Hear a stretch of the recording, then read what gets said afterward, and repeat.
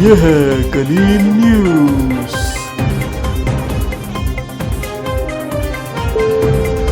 खैरपुर से मुजम्मिल हुसैन की रिपोर्ट।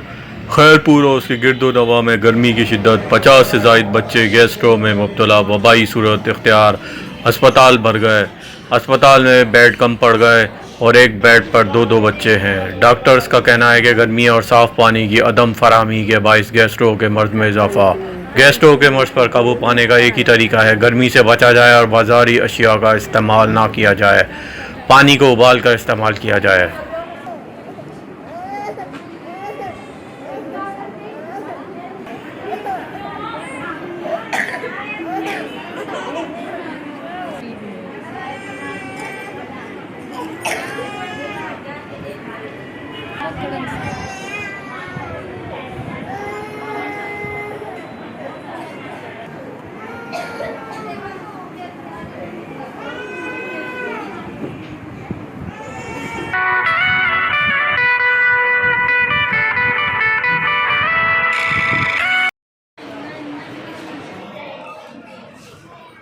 खैरपुर से मुजम्मिल हुसैन की रिपोर्ट।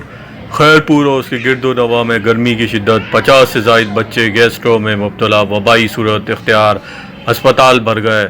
अस्पताल में बेड कम पड़ गए और एक बेड पर दो बच्चे हैं। डॉक्टर्स का कहना है कि गर्मी और साफ़ पानी की अदम फराहमी के बाइस गैस्ट्रो के मर्ज में इजाफा।